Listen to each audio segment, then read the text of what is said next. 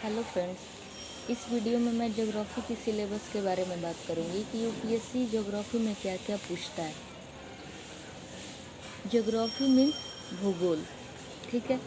तो भूगोल को हम 4 पार्ट में बांटते हैं ना, 3 पानी और 1 लैंड।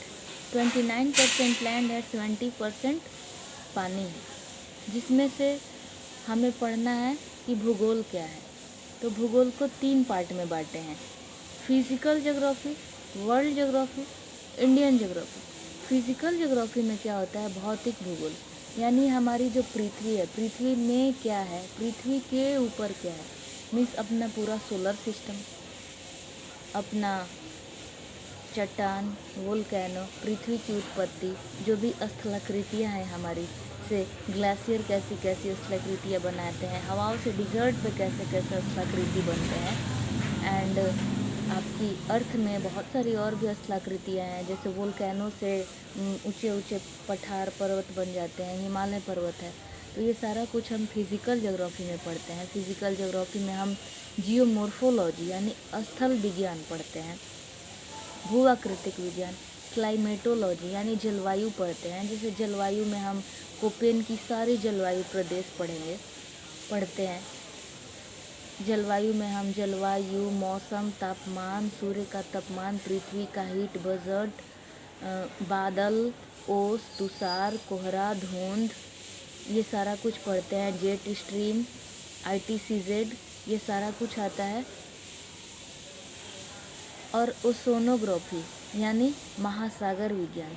ओसोनोग्राफी में हम पढ़ते हैं मेनली महासागर क्या है, महासागर की लवणता, महासागर का तापमान, महासागर की ठंडी जलधारा, महासागर की गर्म जलधारा, ये सारा कुछ हम पढ़ते हैं महासागर में। महासागरीय संसाधन, ऐसे क्या क्या महासागर में रिसोर्स हैं जिसका यूज हम अपने इंडिया के इकोनॉमी के लिए करते हैं या फिर हम अपने आप के लिए करते हैं। ऐसे मछली हैं, कुछ खनिज पदार्थ हैं, प्रवाल भित्तियाँ हैं, उनका क्या यूज है हमारे पृथ्वी पे। क्या प्रवाल भित्ति ख़त्म हो जाएगी तो क्या अर्थ अच्छे से चल पाएगा या नहीं चल पाएगा। आजकल क्या बोलते हैं, पर्यावरण से अपने कोरल रिप्स में बहुत ज़्यादा इफेक्ट हो रहा है, क्लाइमेट चेंज, ये सारा कुछ हमें पढ़ना है। फिर हम आ जाते हैं और कुछ हमें पढ़ना है, मिट्टी की संरचना, ये सारा कुछ हम फिजिकल ज्योग्राफी में पढ़ते हैं, यानी भौतिक जो नेचुरल चीज़ में है वो भौतिक होता है। एक होता है वर्ल्ड ज्योग्राफी। अब वर्ल्ड ज्योग्राफी में भी भौतिक है कि ये महाद्वीप की भौतिक स्थिति कैसी है, अफ्रीका की, यूरोप की, ऑस्ट्रेलिया की, दक्षिण अमेरिका की, साउथ अमेरिका की, अंटार्कटिका की, पोल की, सबकी पूरे विश्व में क्या स्थिति है। और विश्व का भूगोल भी होता है। विश्व भूगोल को 2 पार्ट में, भौतिक भूगोल, मानव भूगोल। तो विश्व के मानव भूगोल में चाइना का मानव भूगोल कैसा है, मेनली हम मानव भूगोल में हम अपनी आर्थिक एक्टिविटी को पढ़ते हैं। हमने क्या क्या कम्युनिकेशन किया, क्या क्या परिवहन किया, क्या क्या हमने आवास के लिए किया, ह्यूमन हैबिटेट, यानी पृथ्वी तो भगवान ने दे दी, यानी पृथ्वी पे आके मानव ने उस पर क्या क्या किया, कैसी हमारी कृषि है, कितने तरह की कृषि होती है, ये सारा कुछ हम ह्यूमन ज्योग्राफी में पढ़ते हैं, यानी मानव भूगोल में।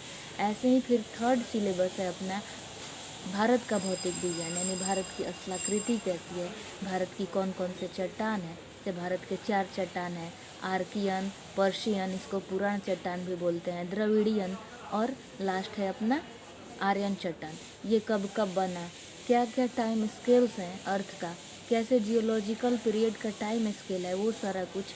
इंडिया की रिवर यानी ड्रेनेज सिस्टम, अपवाह तंत्र, इंडिया का सॉयल, इंडियाज़ नेशनल पार्क, ये सारा कुछ हम इंडिया में पढ़ते हैं। इंडिया की मानसून, इंडिया की क्लाइमेट, ये सारा कुछ। और फिर भारत का मानव भूगोल, जैसे भारत की कृषि किस प्रकार की है, भारत में परिवहन, भारत का संचार, ये सारा कुछ हम मानव भूगोल में पढ़ते हैं। भारत का अधिवास कैसा है, भारत में किस तरह के नगर नियोजन है, ये सारा कुछ हम भूगोल में पढ़ते हैं। तो मेनली हर साल यूपीएससी में 15, 12, 11, 20, 19, 20+ क्वेश्चंस आते हैं। तो आपको यूपीएससी में कमांड होना चाहिए। मेनली आपको बेस क्लियर करने के लिए आप मैपिंग करो, मैपिंग पे हर रोज़ प्रैक्टिस करो कि क्या है। अगर आप सीरियस कैंडिडेट है तो आप ये काम डेली करेंगे, डेली मैप बनाएंगे, देखेंगे ये कहाँ है, रामसर साइट, हर चीज़ को करेंट अफेयर से रिलेट करेंगे। अगर आप ज्योग्राफी अच्छे से समझते हैं तभी आपको इन्वायरमेंट समझ में आएगा। बहुत सारा कुछ अगर आप ज्योग्राफी पढ़ते हैं तो आपके माइंड में एक मैप रहता है, वो आपका हेल्प करता है हर सब्जेक्ट को समझने के लिए। राजस्थान कहाँ है, यूपी कहाँ है, कौन सी नदी कहाँ से निकली, सारा कुछ। कोई भी चीज़ अगर करंट में हो रही है, अगर उस सिटी का नाम आ रहा है, आप सपोज़ गोरखपुर करंट में है, तो अगर आप मैप बनाते हो, पढ़ते हो, तो आपके माइंड में एकदम क्लियरली इमेजेस आने चाहिए कि भाई गोरखपुर यूपी में है, यूपी के बगल में इधर बिहार है, इधर एमपी है, इधर ये है, यहाँ से ये नदी गुजरती है। मीन्स इतनी ज़्यादा कि मैं क्या बताऊँ। यूपीएससी का मतलब ही है ऑलराउंडर होना। और आप सबसे मोस्ट इम्पॉर्टेंट, आप कंसिस्टेंसी बना के रखो। कंसिस्टेंसी मीन्स निरंतरता, यानी कि जब एक पुल बांध बनता है तो उसमें छोटे छोटे रोड़ी, छोटे छोटे सीमेंट, छोटे छोटे बालू, ये सब का भी रोल होता है।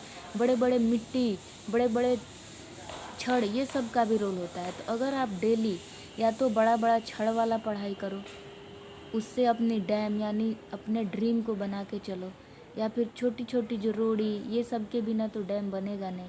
तो अगर आपको लगता है कि इस दिन की मैंने कम ही पढ़ा है तो कोई नहीं, थोड़ा सा तो पढ़ा ना, ये भी आपकी पढ़ाई का बहुत इम्पोर्टेंट, बहुत ज़्यादा ये रोल निभाता है आपकी स्टडी में। तो आपको बस कंसिस्टेंसी बना के रखनी है, चाहे छोटा हो, चाहे हम 1 घंटा पढ़ें या 2 घंटा पढ़ें या 16 घंटे पढ़ें, लेकिन रोज़ पढ़ें। इससे आप ज़रूर कामयाब होंगे। Thank you so much guys.